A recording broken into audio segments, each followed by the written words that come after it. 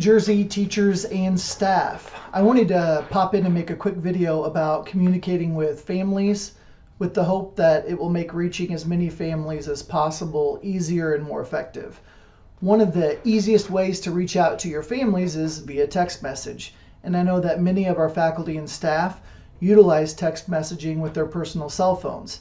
It certainly isn't ideal to use your personal cell phone. And so a great way to work around this would be to utilize your school email through Google to send and receive text messages with families.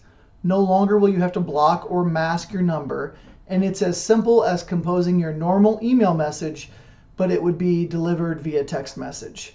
Pretty cool, huh? Let's jump into it.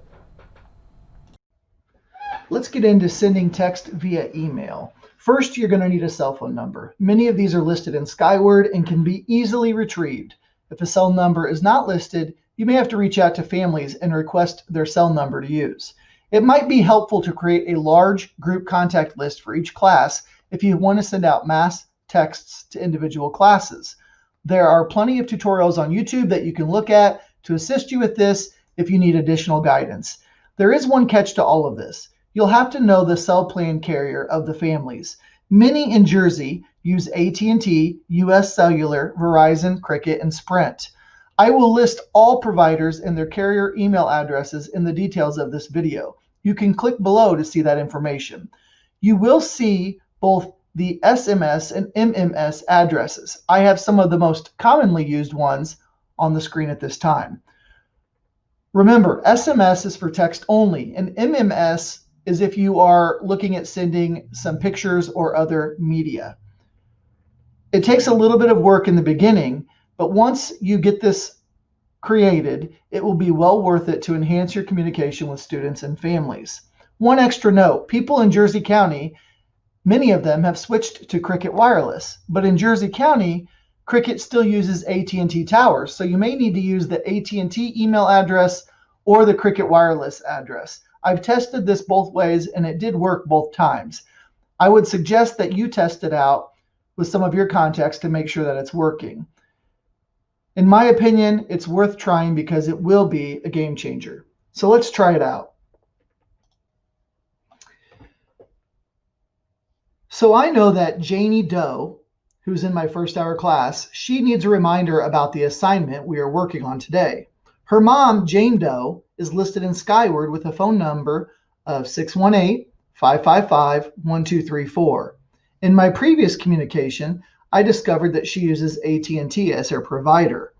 So AT&T has a carrier email of the number at txt.att.net. So when I compose my email or text message to Jane Doe, I will enter 618-555-1234 at txt.att.net. I also know that her dad, John Doe, he uses Cricket Wireless, and I'm going to send the same message to him as well. And his number is 618-555-2234. So his address, because he uses Cricket Wireless, will be at txt.cricketwireless.net. In the subject, I'm going to list test reminder. And I'm going to compose my normal message to this student and her family. Please remember to study for the upcoming test. We will review today and test tomorrow. Thanks. All you have to do is press send and the message will be delivered via text message.